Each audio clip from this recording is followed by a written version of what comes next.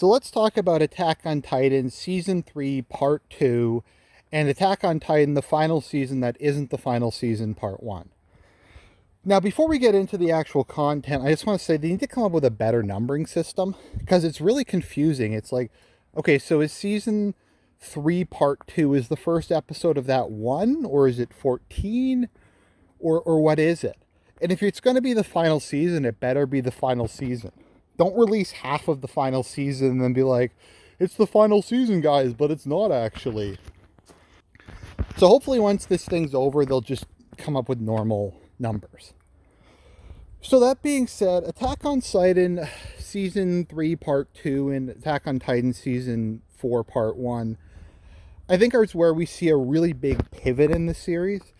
And from my understanding, they're both kind of very controversial and divisive among fans.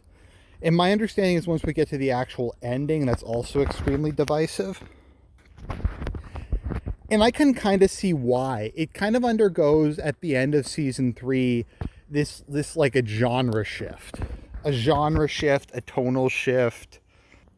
We learn that there's this like massive backstory that was only vaguely hinted at that goes on behind the scenes, and we get one of the biggest info dumps I've ever seen in my life with Grisha Yeager's backstory in the last couple episodes of Season 3 and just all the exposition that we get at the beginning of Season 4. I don't say that as a criticism because I like info dumps, but just my point is it really kind of shifts. Probably the best example I can think of is in Evangelion, where you have, I think it's episode 16, Sickness Unto Death, where Shinji gets absorbed into Iruel, and then the show just goes from being like a somewhat weird mecha show into being this like psychological horror insanity thing where it starts to get really abstract. And Attack on Titan kind of goes from being a mostly action-oriented show that's a kind of post-apocalyptic. It's about the struggle of humanity surviving against the Titans, to being this really complex geopolitical thing about political ideology and racism and historical grievances and all this other kind of stuff.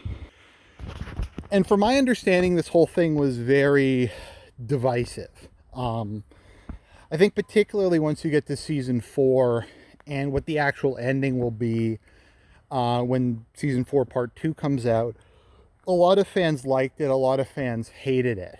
And I can kind of understand why, because I do think there is a bit of a jarring shift tonally and in terms of how the show is kind of structured. If you look at the earlier seasons, it's very much focused on individual battles that will go on for a lot of episodes. And then you might have 1 or 2 episodes of exposition or something in the plot moving around. But at the end of Season 3, you get one of the biggest info dumps I've ever seen in anime. Where you have the Grisha Yeager backstory, which was like 3 episodes of just pure exposition info dump. And then you get pure exposition info dump for the first couple episodes of Season 4. And I don't mind that. This isn't a criticism. I like the info dump. I like dialogue heavy, a lot of exposition, but it is kind of jarring and the pacing gets kind of weird. And I get it, some people are like, what the hell's even going on?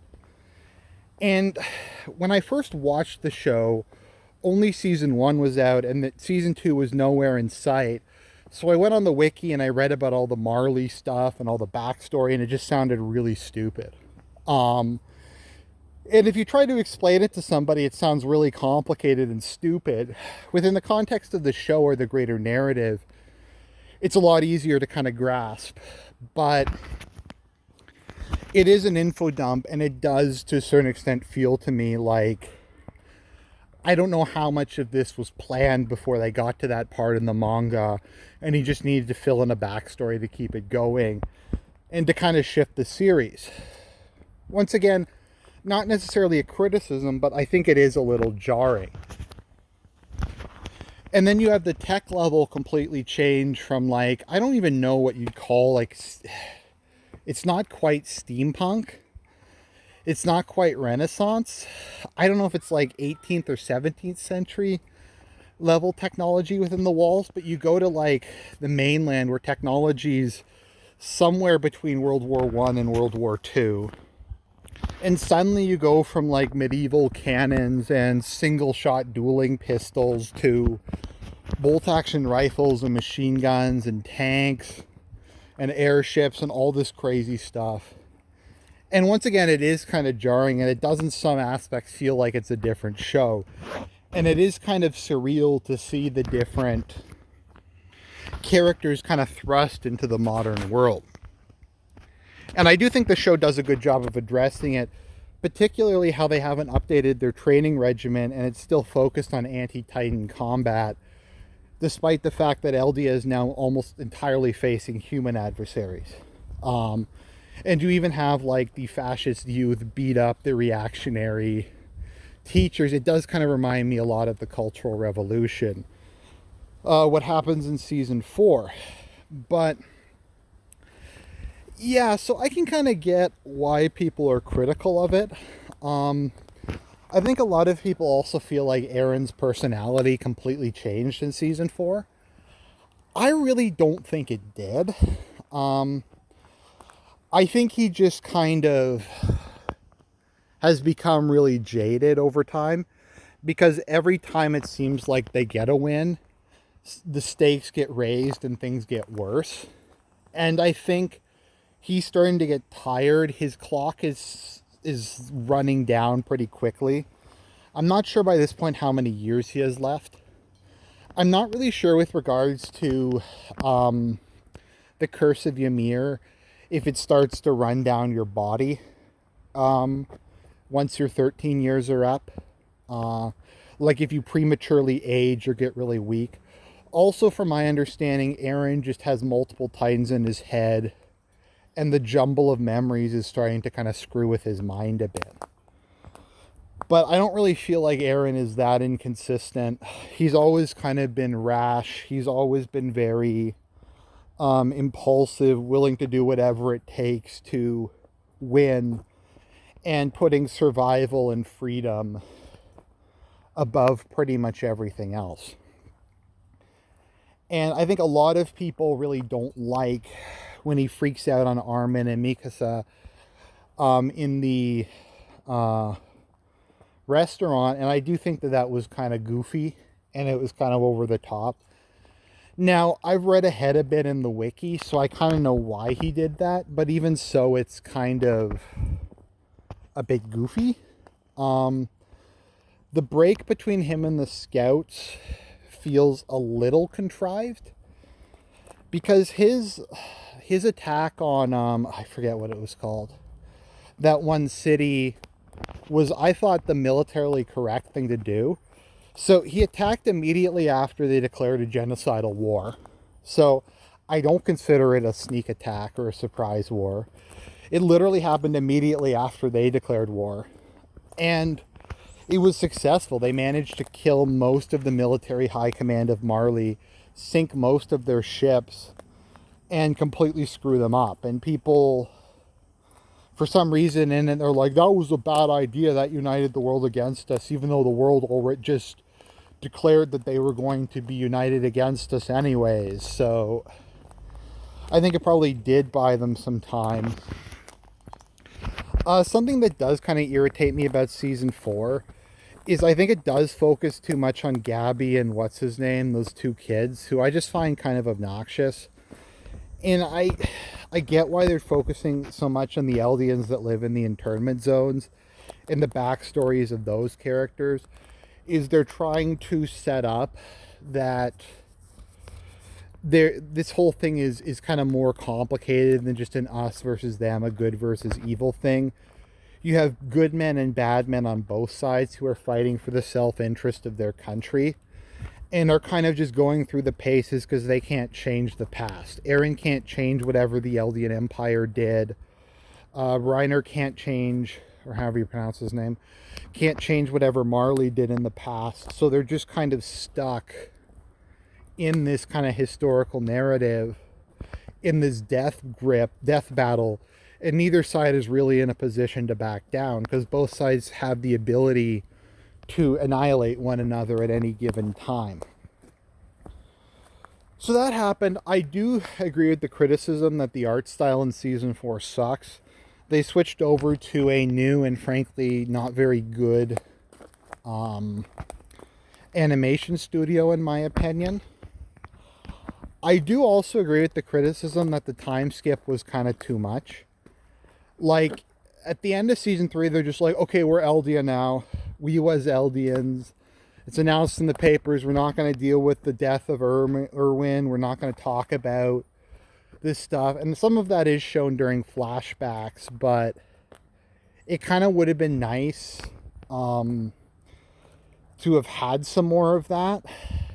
Season 4 does feel a bit rushed. I'm not sure if that was production lines or how it worked out.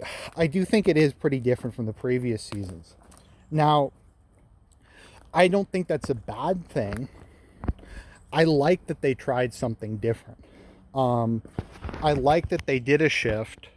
And they said, look, we want to keep this series going, but we don't want to just keep doing Titan battles where we trust the plan and Erwin gets everyone killed and stuff like that. We want to do something a little bit different. So I'm happy about that. I think that's a good thing.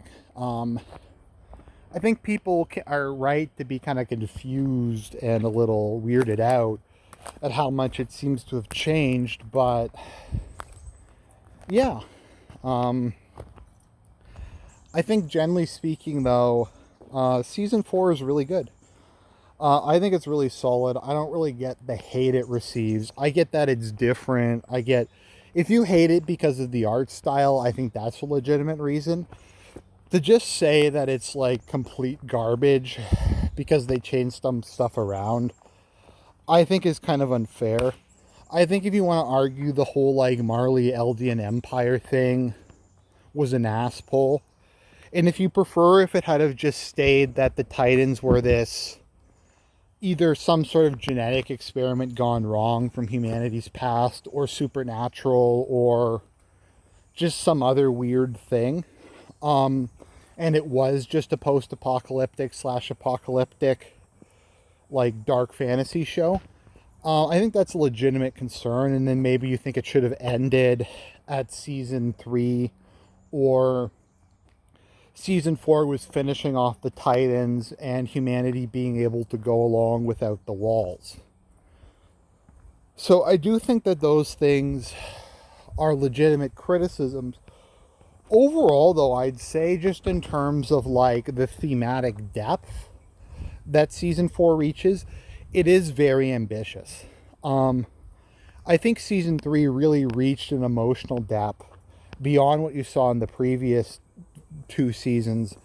The final battle against Zeke and the different Titans, where all the scouts get wiped out, was one of the genuinely like best emotional moments, I think, of the entire series. It was a great battle. You had lots of great planning on all sides. Erwin's death, I think, was really well done. Armin becoming the Colossal Titan was cool. My only real complaint about season 4 is that Armin isn't really in it. And he was probably my favorite character, and he's just kind of not there. Hanji's in it a lot, so I mean, that's good. Unfortunately, my French fried wife who got wiped out. I did really like Sasha, but Sasha was always living on borrowed time because she wasn't plot critical, but people cared about her. So she's the exact kind of character who can be killed off at some point in order to make a point. Like how Petra was completely unimportant, but people liked her. So she was good to be killed off to show the severity of the situation. Because you can't kill off the main cast until like the end. Like you can't kill off like Armin in season 2 or like Eren in season 3 or something. Or if they do get killed off, they have to come back. Or some nonsense like that. But yeah, it is interesting. I will say this before I sign off. Season 4 has My War as the title theme, which might be my favorite, or one of my favorite anime openings of all time. just it really portrays the apocalyptic, desperate nature of the season, with just all the like nuclear-esque explosions, and the lyrics are really good, and just kind of that it does feel kind of like if you've ever played DEF CON or like a team shooter or something, it does feel like the kind of stuff you get as the clock is ticking down and the match is almost over. It kind of reminds me a bit of the boss fight in Snake Eater.